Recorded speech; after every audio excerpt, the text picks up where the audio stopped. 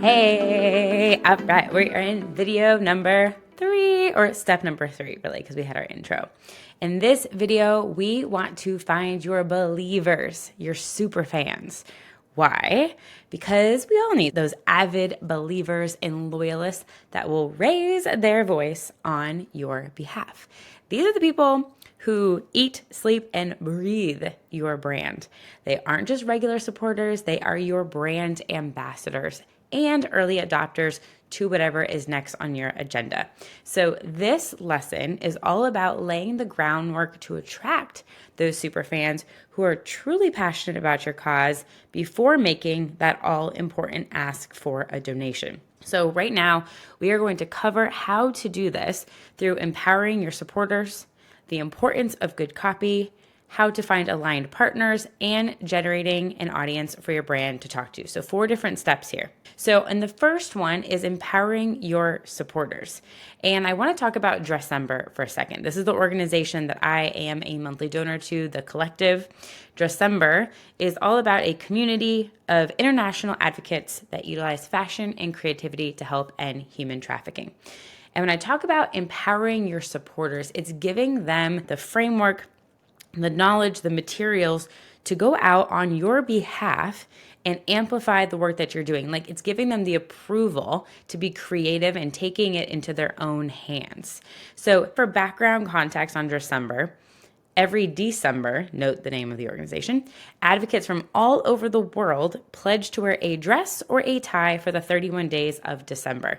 They have had over 21,000 people join them since 2013, and some of them plan their outfits ahead of time. Some challenge themselves to wear the same exact dress or tie during the whole month. Others mix and match with things in their closet every morning, and that's the beauty of the challenge and exactly what they say on their website, and it's to make it their own. They allow their supporters for their individual campaigns to take on a life of their own. So they're saying, this is how I want to reflect this organization and the cause and what it means to me. So yes, Dressember provides a brand guidelines, document and graphics and social promotion, but it's up to the fundraiser to come up with their own unique way to rally support. You don't need to have a peer-to-peer campaign to do this. It can be an everyday occurrence. What I want you to think about is, what are the ways that you can spark inspiration and ideas with your existing superfans to raise awareness for what you do? So how can you empower them to put their own personality and flair into it? So one idea for this is there a cultural moment or holiday where you can rally people together and ask everyone to post a video or that you provide or record their own about X? So that's number 1. How are you empowering your supporters for their personalities to be infused into the mission of what you do? Number 2, and I cannot drive this one home enough, is the importance of good copy. And I want to dive into the Hope Booth's website, because writing powerful, persuasive copy is an art form. If you're like me, you might have big ideas and a really deep understanding of the mission, but when it comes down to putting it into words, you always struggle, right? And that's where a skilled copywriter can come in. They can take our jumbled thoughts and transform them into this beautiful, powerful, persuasive copy that speaks to our believers, to our target audience. So I want to just look at the Hope Booth website, because I think they do a really beautiful job of this. And then I'm going to share with you a framework on how you can DIY this yourself if you don't have access to a copywriter. So go ahead and pull up their page here. And their headline, again, as we read before, it says, "Join us in making hope and help free and accessible to 9.2 million people across the globe." Big, audacious statement, right? But then here in the subheader, they're talking about, what's the problem? They state the mental health crisis is affecting 900 million lives across the globe today. 800,000 of those individuals lose their life to suicide each year. That's one person every 40 seconds. The problem. Then they're going to go into the solution.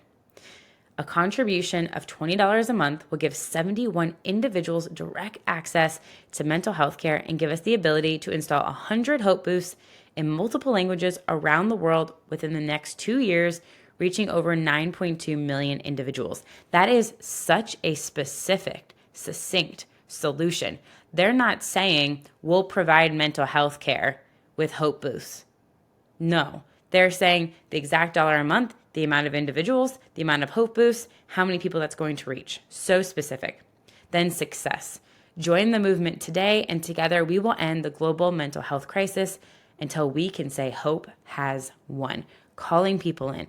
So I want to break this down on how this works so that you can implement it yourself. You don't need to have a big budget for a copywriter to DIY your copy. And what I'm going to share with you right now is Donald Miller's brand story one-liner framework to get started, because I think this is so important. I don't need to scroll anywhere else on their website to understand what it is they're trying to do. And then they have the Givebutter donation element right next to it. So this is how it works. What you want to create is a concise, clear statement that captures the essence of what your organization does. And as I just outlined, there's 3 parts. 1, the problem you solve. 2, your solution. 3, the positive result.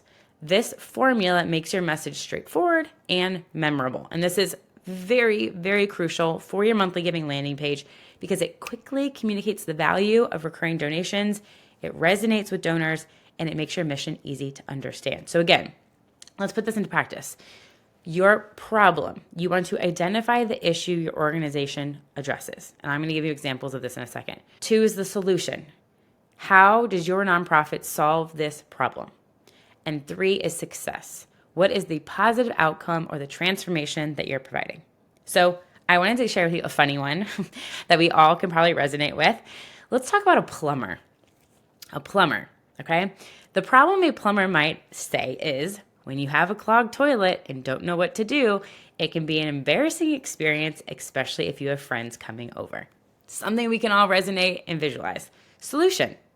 With quick 24/7 plumbing services, we will remove the clog within 2 hours of calling, guaranteed. Success. So our clients can feel relieved they don't have to deal with the clog themselves. All right, a little bit of comedy and humor in there, but it's going through the process very clearly. Problem, solution, success. For a nonprofit example, if you are an environmental conservation nonprofit, you might say something like, problem. Our planet is suffering from severe deforestation and widespread pollution, leading to the loss of biodiversity and climate change. Solution. Through our monthly giving program, we plant native trees, clean up polluted areas, and educate communities on sustainable practices. And I would even be more clear in there and saying like, how many trees? Is there specific ones? What polluted areas? If there's a specific local focus. And then success. By working together, we can restore vital ecosystems, improve air and water quality, and ensure a healthier, more sustainable planet for future generations. So what I want you to do is, again, hit pause on this video, work on your one-liner, go through your problem, your solution, and the success. Okay, great. So now, as we continue forward, you have your one-liner. Your good copy should also be accessible. As your potential donor is scrolling down the page, you want them to nod your head like, yes, yes, yes. We do not want them to be confused. So good marketing copy should be around the 6 to 8 grade reading level. And I use this amazing, handy, free tool called HemingwayApp.com, HemingwayApp.com, like the author. And what you do here is you copy and paste your current website copy into Hemingway app, and it will generate a grade for you. So most of the time when I do this with clients, it's 12th grade and above. And so we really want to simplify the language on your website all the way down. And what you want to do as you're going through each element of copy on your page is answer the following questions. 1, are you using language that calls in your believers? Are you using you, we, our language? 2, are you sharing the values and the vision you both want to see happen, including them in on that? 3, what words do people often say about your organization, about why they give? And are you peppering in those words into the website? And then lastly, number 4, what inspires them? What inspires them as a unique individual to want to be part of your monthly giving program? So we've gone through copy. Step number 3 is finding aligned partners. The partners really allow you to amplify the mission of what you're doing, to raise awareness, to bring in new people, and to also raise more funds. So what I want you to do is make a list of existing partners that you have already worked with, and then make a list of partners that you'd love to work with, those dream ones. So for the existing partners, it's time to think about partnerships in a much different way than just a one-off sponsorship if they sponsored a table at a gala or something like that. What you can think about is starting with some easy asks. Like if you can jump on the phone because you already have relationships with these people, tell them about the vision for your recurring giving program, what you're looking to do, and share that inspiration. And then share with them some like win-win-wins, right? Win for you, win for them, win for their audience. Could you facilitate a lunch and learn for their employees, right? And then you end with a call to action to give to your monthly giving program. 2, do they have a corporate matching opportunity for monthly gifts, and would they share that with their employees? 3, will they share a blurb about your mission to their external or internal newsletters or share a social media post? And these are just a few ideas. When you jump on the call with a partner, what you want to do is start to ask questions that are going to make brainstorming happen. They're going to know what they're focused on in the upcoming months from a marketing perspective, from a CSR perspective, and how can you join together? For new potential partners, LinkedIn is my jam for outreach. So pro tip here, search LinkedIn for a marketing contact at the organizations to connect with. So outside of the corporate social responsibility personnel, marketing is going to have way more budget and is always looking for really creative ways to shine a positive light on their brand. So again, we are looking to find a win for your audiences, a win for them, and a win for both of the audiences that you serve, right? And for you. So share the vision of your program and then dive into questions to learn about them, to learn about the partner. What are their business goals for the next quarter or the rest of the year? Ask them what's their marketing focus. Are there any upcoming campaigns? What does their internal employee engagement look like? And what's a current challenge that they might have? As they are answering these questions, how can you think about being the solution for them to be able to implement something together? Okay, so values aligned partnerships are crucial in expanding the network and the audience that you can share your monthly giving program with, calling in new believers. And lastly, but definitely very important, is generating an audience. So if you rely heavily on events throughout the year and maybe a join our newsletter form on your website, you probably see a trickle of new email leads coming throughout the year. But Facebook and Instagram lead generation ads are a great low-cost way to grow your list to find new superfans. And you can run ads for lots of different objectives, but I want to laser in here specifically on lead generation. I have an ads challenge that I run 2 times a year that guides 20 organizations at a time through this process, and I will share that link with you if you're interested. I review your ads, the copy, I go step by step through the process, and I also have a webinar that I've done with Givebutter that will share with you kind of the DIY strategy of this process of generating 100 new emails in just 7 days. So the idea here is that with a small amount of spend, I'm talking $10 a day, you can generate hundreds of new leads by offering a lead magnet, a valuable free resource which you have a ton of, or you can recreate based off of things that you already have in your arsenal. So here's a few examples of lead magnets that my Grow My List Ads Challenge clients have created. 10 tips for your first live theater experience. 6 daily skills to improve your mental health. Top safety tips for solo travel. And 5 literary books and articles for teachers. So these are all lead magnets. This was the ad that we shared as a lead generation that people would enter in through a Facebook or Instagram ad, their email address, and then we would send them, the client would send them this freebie, this lead magnet. And what these organizations did is they had an automated welcome email series on the back end.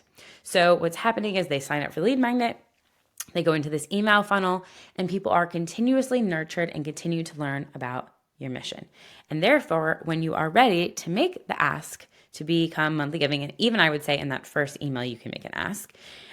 There's been organizations that I've seen really positive success with that, is that you are continuously building more and more and more people to talk to. So there you have it. Through empowering your supporters, writing clear and compelling copy, partnering with brands to amplify your mission, and using digital marketing to call in your believers to generate this passionate base of supporters, you have a group that you can now identify that can become recurring supporters. So up next, I know it's what you've been waiting for. We're going to dive into step number 4, which is all about making the ask.